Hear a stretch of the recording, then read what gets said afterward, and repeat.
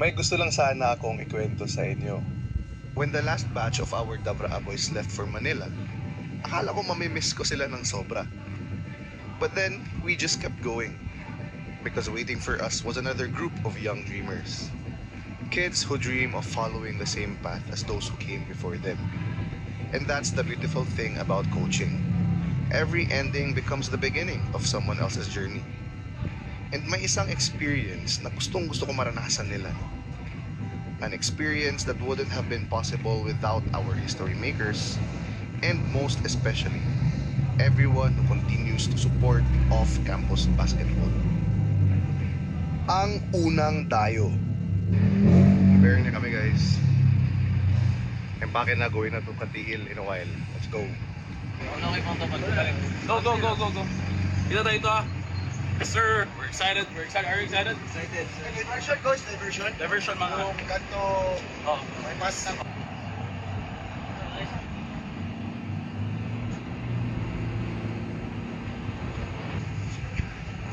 Oh, shitings. My God. Oh, 2 kids eh. Nagpagahawi. Marukin mo ka. Buwan mo si Coach Jess, Coach Jess. Buwan mo. Chumpi. Buwan mo. Buwan mo.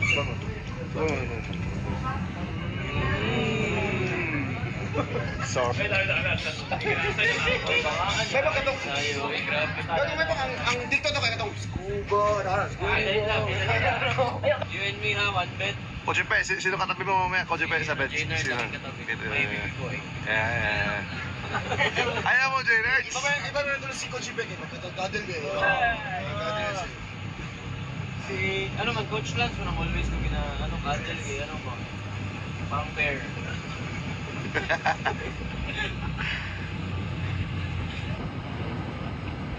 Sabi nga ba kay Jaynard? Jaynard, I love you, man.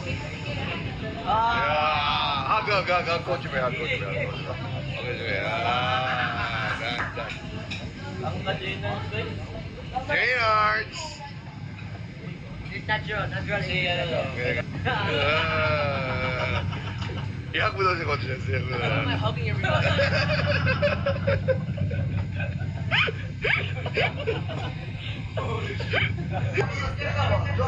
Pretty walking.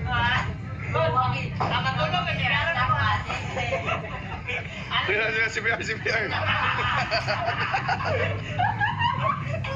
Magandang umaga sa inyong lahat, guys. Gab. Pilay mo that, Gab. Guys, matuo mo na 15 years old lang si Gab, guys. Birth certificate ni mo, Gab. One thing I've realized is that team chemistry isn't built on just practices alone. It grows over time. Through long road trips, shared meals, random conversations, and all the little moments in between. Somewhere along the journey, these boys start learning more about each other. Not just as basketball players, but now as real people. And yan yung rason kung bakit gustong-gusto ko maranasan na nila yung mga tayo games namin. It's not just another game on the schedule. It's an opportunity to grow closer as a team. And another chance to meet the communities that continue to support grassroots basketball. Every town has its own energy.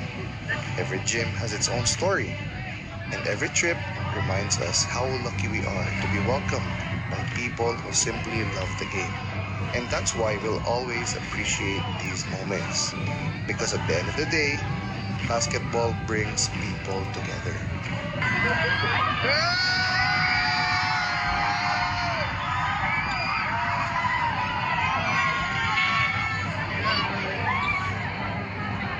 Gloves?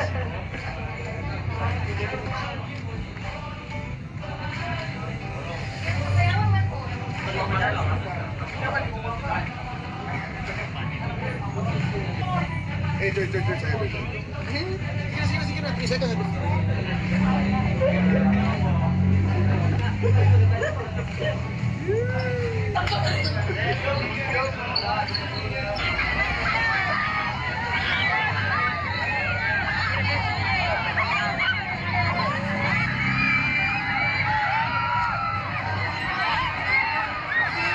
Jesus.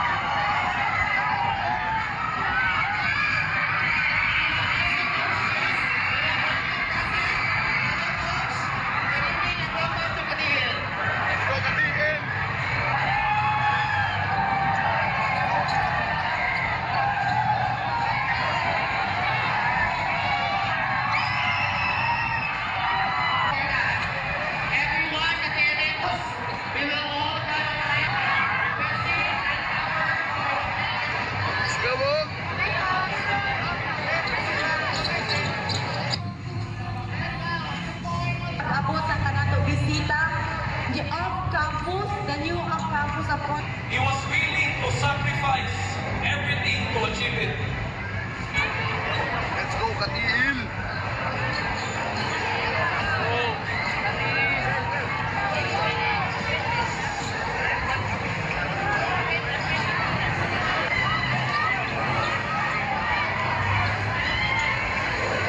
Active vibes, don't lie. Okay? Every opportunity we run. Okay? Go, go, go. Leo, what do you want? Leo, do this.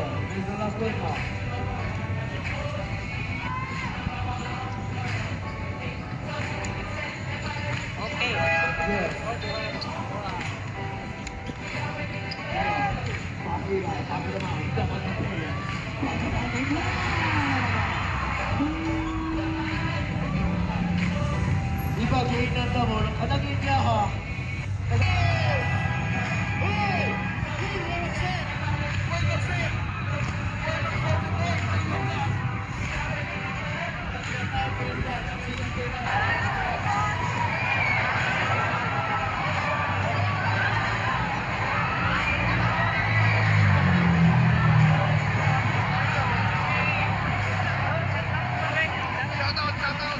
Katiil! Jojo Vlog, shoutout!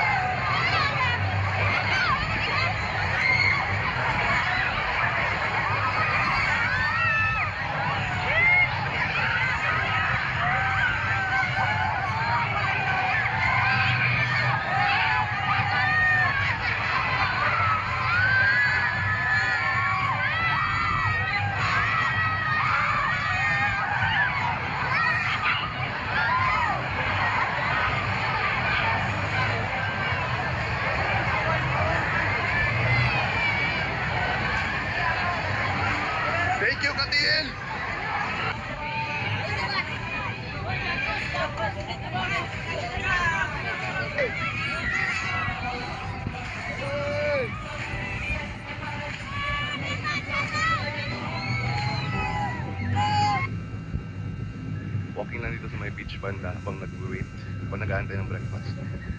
So after kain namin, I think dahil lang kami ng Aliwagwag tapos uwi na ng Davao. Pero ganda dito sa Katiil guys. Ito yung shoreline. Low tide pa ngayon. Ganda.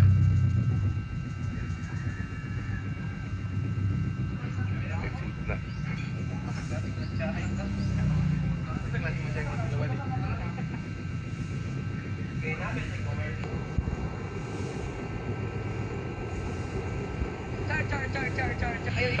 Sleepy pa sila ano guys, Coach IG and Coach Ayon.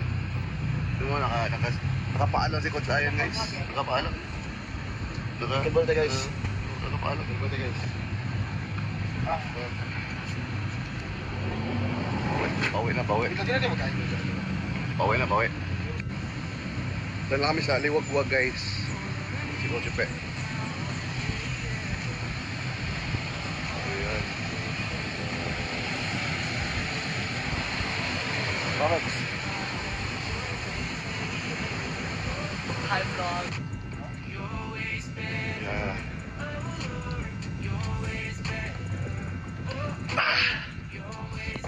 Nakauwi na rin guys. Thank you so much